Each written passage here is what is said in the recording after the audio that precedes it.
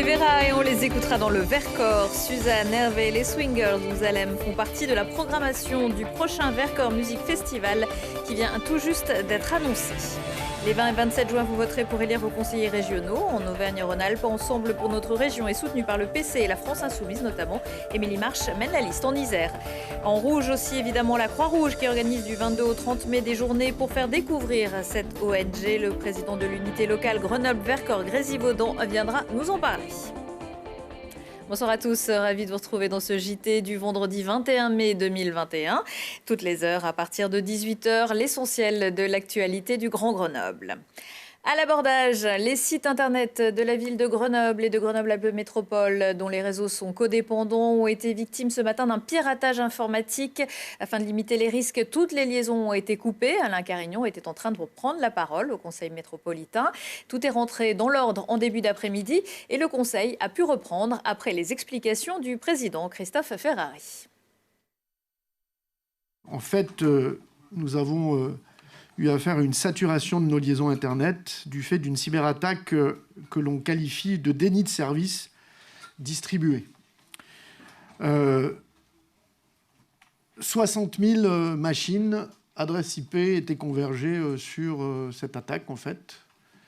60 000 robots, 60 000 machines, c'est ce que m'ont dit les services informatiques, qui ont donc de fait saturé en fait, le flux et occuper l'espace, nous privant, nous, de nos liaisons.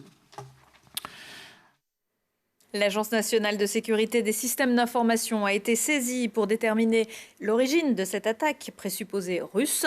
Une plainte sera déposée prochainement. Et oui, il faut parfois se méfier d'Internet et des messages publiés à la va-vite sur les réseaux sociaux. Nathan Abou l'a appris à ses dépens. Le jeune homme membre du PS isérois a été exclu hier de la liste de gauche l'alternative menée par Najat Vallaud-Belkacem en Auvergne-Rhône-Alpes. Il y a 2 ans, il avait publié des messages contre la police. Écoutez la tête de liste iséroise de l'alternative, Marie-Noëlle Battistel. Je l'ai appris comme tout le monde, on ne pouvait pas deviner et soupçonner. Donc la décision a été prise extrêmement rapidement, de manière très radicale. Et donc voilà, nous prenons acte de sa mise en retrait, ce qu'il a fait d'ailleurs de lui-même tout de suite. Quand il y a des déclarations qui sont contraires aux valeurs républicaines que l'on porte, les décisions doivent être prises. Cécile Kuckerman, tête de liste Ensemble pour notre région, soutenue cette fois par le PC et la France Insoumise notamment, sera présente en Isère samedi pour plusieurs rencontres avec des travailleurs de l'industrie microélectronique, des militants élus et bénévoles associatifs. La liste iséroise menée par Émilie Marche, conseillère régionale sortante, était présentée il y a quelques jours devant la gare de Pont-de-Claix. L'occasion pour les candidats d'expliquer ce qu'ils comptent apporter au sein du conseil régional s'ils sont élus. Quand on tracte, on va dans les parcs, dans les arrêts de tram ou sur les marchés, les gens ils sont à peine au courant qu'il y a des élections, ils commencent à s'y mettre. Nous allons mener cette belle campagne avec plein d'actions, avec des militantes et des militants de terrain, parce que nous avons que ça au-delà des 34 personnes et de la liste, et que en fait ils vont bien voir qui défend l'intérêt général et le bien commun. Voilà, pour que viennent les jours heureux et le goût du bonheur, parce qu'on en a tous besoin. Et moi, je pense qu'il y a un sujet qui est quand même fondamental dans une région aussi grande que la nôtre, c'est la démocratie. Je pense que la démocratie, ça devrait être le fil rouge de toutes nos actions, y compris économiques, y compris écologiques. Mais moi, je pense qu'il faut créer des lieux où les gens pourront s'exprimer sur les grands projets régionaux. Donc il faut retourner vers nos territoires et rediscuter avec nos élus de territoire.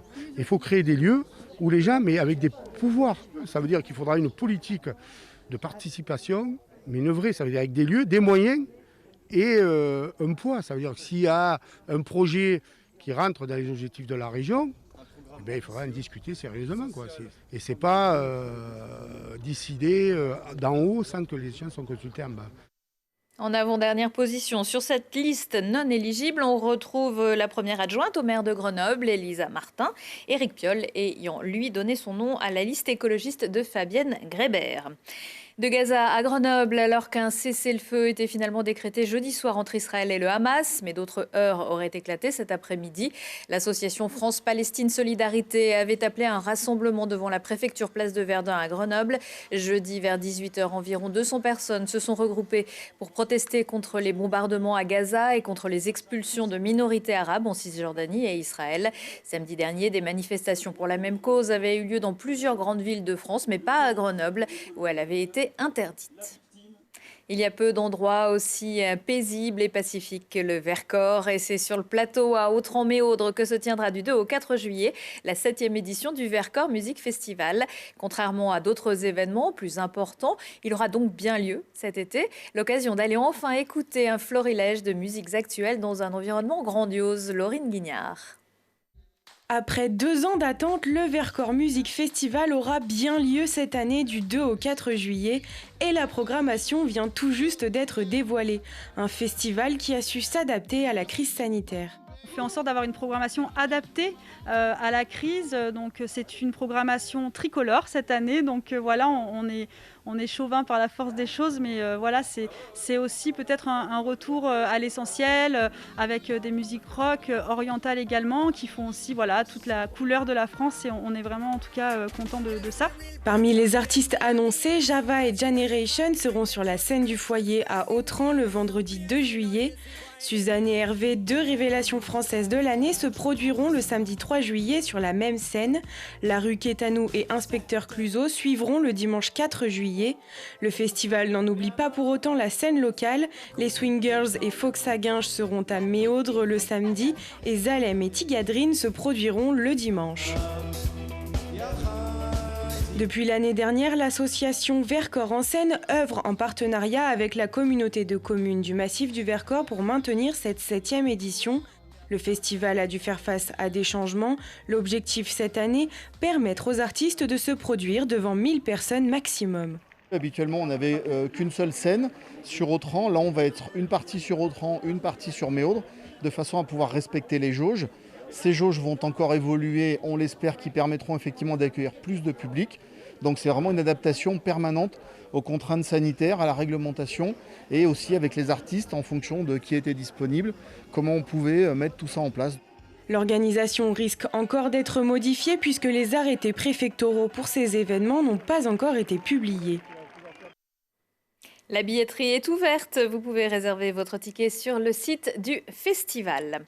Le Vercors qui devra en revanche se passer du Vélo Vert Festival. Ce temps fort du début de saison estivale en Isère aurait dû avoir lieu début juin à Villard-de-Lans, mais il est annulé. On écoute les explications de Chantal Carlioz, présidente d'Isère Attractivité. Je ne vais pas commenter la décision de la commune de Villard-de-Lans. Moi, je dis simplement que c'est regrettable parce que Vélo Vert Festival existe depuis 10 ans. Qu'il y a encore 10 ans en arrière, on ne parlait pas de vélo à assistance électrique. Vélo Vert Festival a permis d'amener les premiers championnats de France de vélo à assistance électrique, a permis de lancer, de conforter la notoriété de l'Isère Destination Vélo, et il s'interrompt au moment où les assises nationales du VAE arrivent en Isère. Donc je trouve que c'est vraiment regrettable. En 2022, c'est Samoins en Haute-Savoie qui accueillera le Vélo Vert Festival. La 30e édition de l'Alpe-Isère Tour, ça continue. 22 équipes sont engagées. Ce vendredi, 3e étape dans le Rhône entre l'aéroport Saint-Exupéry et Pusignan. Remportée par le Hollandais Surchbach qui a réussi à prendre quelques dizaines de mètres d'avance sur la tête de la course et à résister au retour du peloton pour s'imposer de justesse. Au général, c'est un autre Néerlandais, Marijn van den Berg, qui conserve le maillot jaune. Samedi, les coureurs relieront les Roches de Condrieu à Saint-Maurice-l'Exil avant le grand final dimanche en Chartreuse entre Pressin et Crolles. Ça va grimper dur sur la côte de Berland en 3e catégorie avec aussi l'école du Cucheron, Marcieux, école du Coq. Télé Grenoble vous fait vivre les étapes en direct à partir de 14h30. Les brûleurs de loups redisent Hardy. Le défenseur québécois Kyle Hardy prolonge son contrat avec le club de hockey grenoblois. Depuis 2016, il a déjà marqué 218 points en 220 matchs. Âgé de 32 ans, Kyle Hardy compté comme le plus grand défenseur, le plus productif du championnat ces dernières saisons. C'est la 4e reconduction officielle des brûleurs de loups. Deux triathlètes isérois sélectionnés pour les Jeux Olympiques de Tokyo. Le Nord-Isérois Léo Bergère et les Chirolois Dorian Coninx tenteront de glaner la première médaille tricolore dans cette discipline. Ils seront 5 Français en tout, 3 hommes et 2 femmes. La France visera le titre dans le relais mixte et une médaille en individuel messieurs. Dorian Coninx, 36e à Rio en 2016, espère renouveler son exploit des Bermudes en 2019 où il avait remporté la victoire. Les journées nationales de la Croix-Rouge française se déroulent du 22 au 30 mai. Pour en parler, je reçois Gauthier Sayeta. Bonsoir. Bonsoir. Vous êtes président de l'unité locale de la Croix-Rouge Grenoble-Vercors-Grésivaudan. La Croix-Rouge, c'est une organisation non gouvernementale. On ne sait pas toujours quelles sont ses missions. Est-ce que c'est à ça que servent ces journées? Oui, ces missions servent avant tout à aller à la rencontre des citoyens pour leur expliquer quelles sont les actions. Cette année, l'ensemble de la Croix-Rouge française a décidé de bien mettre l'accent